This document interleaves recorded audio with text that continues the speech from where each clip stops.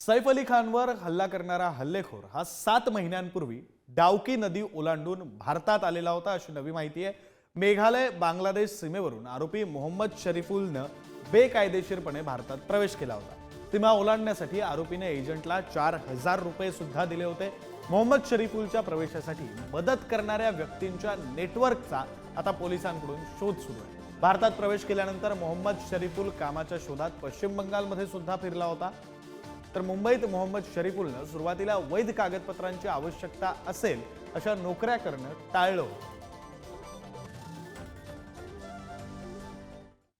आणि याच संदर्भातला पुढारी न्यूजचा एक एक्सक्लुझिव्ह रिपोर्ट आपल्याला पाहायचा आहे। बांगलादेशातून भारतात कशा प्रकारे घुसखोरी होते या संदर्भातला हा पुढारी न्यूजचा एक्सक्लुझिव्ह रिपोर्ट आहे। मेघालयातून डावकी नदीतून बांगलादेशी घुसखोर हे भारतात कसे येतात, डावकी नदीच्या काठावर पुढारी न्यूजची टीम पोहोचली आणि त्यानंतर हा एक्सक्लुझिव्ह रिपोर्ट खास पुढारी न्यूजच्या प्रेक्षकांसाठी बनवण्यात आला। बांगलादेशच्या सीमेवरून याच मार्गाने सैफचा हल्लेखोर सुद्धा भारतात पोहोचला। सैफच्या हल्ल्याचा आरोपी हा मेघालयातून ज्या भागातून आला त्या परिसरात घुसखोरी नेमकी कशी होते याचा एक्सक्लुझिव्ह आढावा घेतलाय आमचे प्रतिनिधी पंकज दळवी यांनी। भारत आणि बांगलादेश या बॉर्डरच्या मध्ये सध्या भारतामध्ये बांगलादेशी कशा अनधिकृत पद्धतीने चर्चा सुरू आहे। माझ्या उजव्या साईडला माझ्या मागे जो सगळा परिसर दिसतोय तो बांगलादेश आहे। म्हणजे अगदी काही जरा म्हणू शकतो एक फुटांच्या अंतरावरती किंवा काही मीटरच्या अंतरावरती हा बांगलादेश मध्ये दिसतोय। मध्ये जी नदी आहे नदीच्या उजव्या बाजूला ज्या पूर्णपणे बांगलादेशची जमीन जी आहे ती दिसते। अर्थात BSFचे जवान इकडे तैनात असतात। दोन्ही बाजूच्या बॉर्डर सुरक्षा फोर्स जे आहे सिक्युरिटी फोर्सचे जवान ते इथे तैनात असतात। प्रश्न असा येतो की संध्याकाळच्या वेळेला किंवा सकाळी लवकर या बॉर्डर सुरक्षित आहेत। संध्याकाळी साधारणतः 5 वाजलेले आहेत। 5 वाजताची दृश्य आपण इथे बघतोय। 5 वाजता बऱ्यापैकी अंधार झालेला आहे आणि प्रश्न खरं तर उपस्थित की बॉर्डरच्या माध्यमातून लोक भारतात कशी येतात त्याचं उत्तर या बॉर्डर बघितल्यावरती कदाचित तुम्हाला मिळू शकतं। एक छोटीशी नदी इथे आहे। इकडची जे बोटी चालवणारे आहेत त्यांच्याशी जेव्हा बोललो तेव्हा एक गोष्ट स्पष्ट होती की त्यांचा माणूस किती जाणं किंवा इथला माणूस किती जाणं या गोष्टी तितक्या सोप्या नाहीये।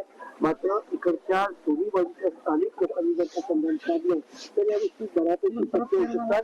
आपण बघतोय माझ्या उजव्या साईडला जी बोट दिसते अगदी ज्याला म्हणू काही फुटांच्या अंतरावरती जमीन आहे। बांगलादेश आहे। बांगलादेश अनधिकृतरित्या नागरिक भारतात कसे येतात याची चर्चा नेहमी सुरू असते। तर अर्थात BSFचे जवान इथे तैनात आहेत पण सुरक्षा आहे का बॉर्डर त्याचं एक दृश्य आपण तेच दाखवतोय। भारत बांगलादेश बॉर्डरला मुंबई पोलीस हे अत्यंत ज्याला म्हणू शकतो की बांगलादेशच्या बॉर्डर मध्ये येणाऱ्या लोकांविषयी सतर्क झालेले आहेत। हा बांगलादेश आहे आणि या बांगलादेशच्या मध्ये लोक भारताच्या त्याचे जे काही लूप होल्स कमजोर पॉइंट्स आहेत ते अशाच पॉइंट असू शकतात। अनेक ठिकाणी नदीवरती पूल नाहीयेत, नदी पार केली जाते आणि अशाच नदीच्या माध्यमातून लोक आत येतात। तिथे फेन्सिंग नसतं आणि हेच जे काही ज्याला आपण म्हणू शकतो कमजोर कडी जे आहेत ते भारत आणि बांगलादेशमधले आहेत। या संदर्भात बोलण्यासाठी ज्यांनी हा एक्सक्लुझिव्ह रिपोर्ट तयार केलेला आहे ते आपले प्रतिनिधी पंकज दळवी आपल्यासोबत जोडले गेलेले आहेत। आपण त्यांच्याशी बोलूया। पंकज, हा रिपोर्ट आम्ही पाहिला, तुम्ही काही बाबी मांडल्यात, मात्र तुम्ही ज्यावेळी तिथे होतात तिथे असताना काही गोष्टी जाणवतात, त्या गोष्टी नेमक्या काय होत्या, काय गोष्टी तुम्हाला जाणवल्या? अशा प्रकारे घुसखोरी करणे शक्य आहे का? शक्य असेल तर ते सहज शक्य आहे का? आणि सहज शक्य नसेल तर मग ते सहज कोणामार्फत घडवून आणलं जातं?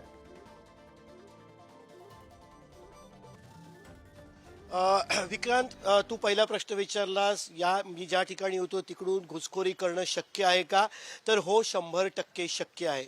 दुसरा प्रश्न होता सहज शक्य आहे का?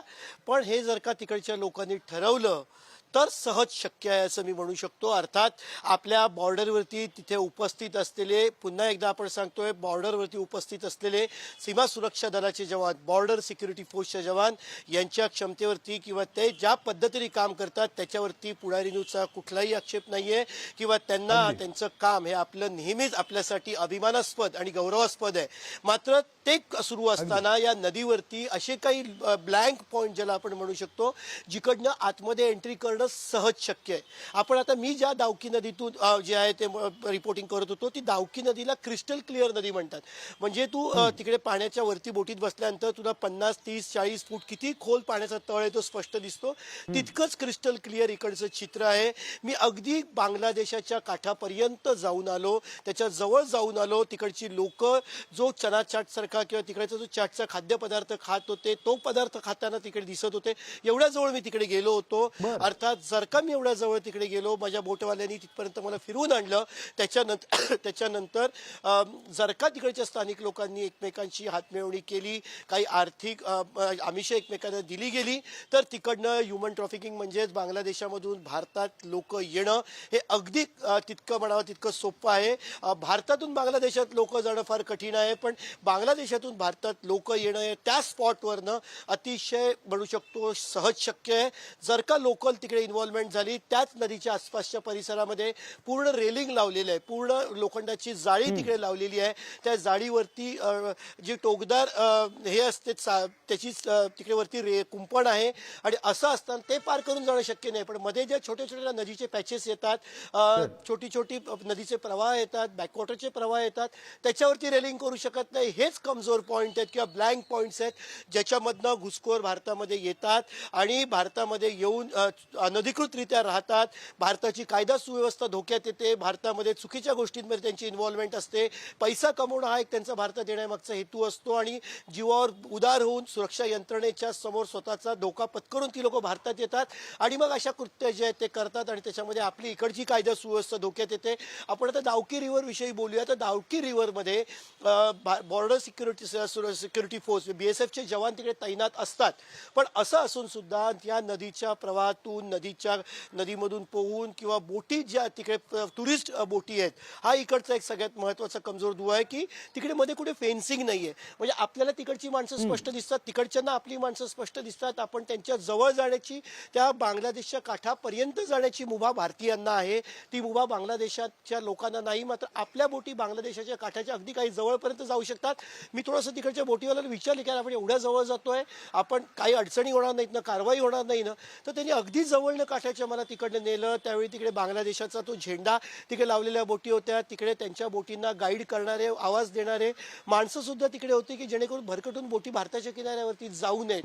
राहिला प्रश्न, जर का एखादा माणूस भारताच्या किनाऱ्यावरती चुकून गेला, तिकडच्या बोटी सेम असतात, बोटीमधली माणसांचं साधारणपणे लुक, त्यांचा चेहरा सेम असतो आणि त्यामुळे इकडची बोट जर का चुकून इकडे आली आणि तो जर का एक ब्लँक पॉईंट असला, तिथे कोणी BSFचे जवान नसतील, तिकडच्या स्थानिक जे बोट चालवणारे आहेत पर्यटकांच्या, त्यांच्या घोळक्यामधून तो जर का तिकडे आला, तर अगदी गॅरंटीने मी सांगू शकतो, खात्रीलायकरित्या सांगू शकतो, बांगलादेशचा माणूस भारतात आलाय हे कोणालाही कळणार नाही. अंटिल अँड अनलेस त्याची जोपर्यंत तपासणी होत नाही, त्याचा पासपोर्ट बघितला जात नाही, त्याचा व्हिसा बघितला जात नाही, तोपर्यंत कोणालाही कळणार नाही की बांगलादेशचा माणूस भारतात येतोय.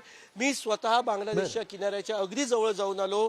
याच्यावरनं अंदाज होतो की जर का तिकडे काही आर्थिक संबंध जोडले गेले, आर्थिक देवाणघेवाण झाली आणि डील जर का झाली, तर बांगलादेशातला माणूस भारतात नक्की येऊ शकतो. याच नदीच्या आसपासनं जो रोड आहे, तुम्ही ही जी सगळी माहिती देताय त्याच्यामधून आणखी दोन प्रश्न जे आहेत ते मनामध्ये निर्माण होत आहेत. ते दोन प्रश्न असे आहेत की आता सैफच्या प्रकरणाचा विचार करायचा झाला तर अशी माहिती मिळते की 4,000 रुपये एजंटला दिले होते. 4,000 सारखी एक किरकोळ रक्कम आपण म्हणू, 4,000च्या रकमेवर देश पार करून दिला जातोय. हे नेमकं का घडतंय? आणि दुसरा प्रश्न जो थोडासा भौगोलिक दृष्ट्या निर्माण होतो की ही जी डावकी नदी आहे त्या नदीच्या पात्राची नेमकी रुंदी किती आहे? ती रुंदी कमी आहे का? सहजरित्या म्हणजे अगदी कमी वेळात ती पार करणं शक्य आहे का? हे दोन प्रश्न निर्माण होतात, त्याविषयी थोडं.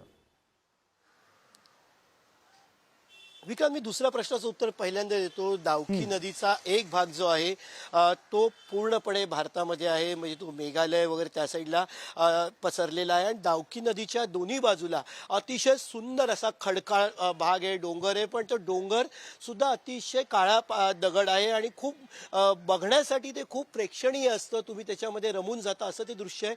मात्र दावकी नदी जशी पुढे जाते तेव्हा त्याच्या डाव्या बाजूला, म्हणजे तुम्ही दावकी नदीच्या एका बाजूला बांगलादेश आहे तर दुसऱ्या दुसऱ्या बाजूला भारत जे आहे, भारत देश आहे. त्यामुळे या नदीची भौगोलिक रचना जी आहे ती पूर्णपणे डोंगराळ भाग, काही ठिकाणी प्रचंड दाट झाडी आणि या झाडीच्या मधनं वाहणारी अतिशय सुंदर अशी ही क्रिस्टल क्लिअर असलेली अगदी तळ दिसणारी दावकी नदी ही भौगोलिक रचना आहे. त्यामुळे भौगोलिक रचना खूप गुंतागुंतीची आहे. जंगलाच्या मधून रेलिंग केलेलं आहे, जंगलाच्या मधून कुंपण घातलेलं आहे. मात्र जेव्हा कुंपण शेत खातं तेव्हा काय होतं ही जेव्हा एक गोष्ट म्हणजे आहे मराठीतली, त्याप्रमाणेच तिकडच्याच लोकांच्या संगनमतानं जेव्हा भारतामध्ये बांगलादेशमधनं लोक येतात तेव्हा अशा पद्धतीची घटना घडते. मी पुन्हा एकदा सांगतोय, याच दावकी नदीच्या काठावरनं मी बांगलादेश पर्यंत जाऊन आलो. अगदी काही पावलांवरती माझ्याकडे बांगलादेशचा काठ होता, मात्र मला कोणी विचारलं नाही, मला कोणी थांबवलं नाही. आणि असं असताना मी सहज ते तिथपर्यंत जाऊन पुन्हा भारतामध्ये आलो किंवा भारताच्या बॉर्डरमध्ये आलो. हीच मोडस ऑफ ऑपरेंडी जी होऊ शकते. आता तू जो पहिला प्रश्न विचारलेलास की अवघ्या 4,000 रुपयांसाठी जे आहे ते तिकडचे माणसांची जी ट्रॅफिकिंग होते किंवा माणसं भारतात येतात बांगलादेशमधनं, हे असं का होतं? आपल्यासाठी बांगलादेश बॉर्डर आणि भारतात येऊन ते ज्या पद्धतीच्या चुकीच्या कारवाया करतात किंवा अवैध कारवाया, अनैतिक कारवाया करतात, त्याच्यामुळे खरं पंकज, तुम्ही ज्याप्रमाणे म्हणताय, तुम्ही एक शब्द वापरलात, कुंपणच ज्यावेळी शेत खातं, त्याप्रमाणे कुंपणच शेत खायला लागलं की मग ती रक्कम ही 4,000 असली काय किंवा त्यापेक्षा कमी असली काय, त्या रकमेला मोल नसतं, मात्र कुंपणच शेत कशा प्रकारे खातं, हा सगळा एक्सक्लुझिव्ह रिपोर्ट तुम्ही पुढारी न्यूजच्या प्रेक्षकांपर्यंत थेट बांगलादेशच्या सीमेवरून पोहोचवलात. यासाठी तुमचे आभार.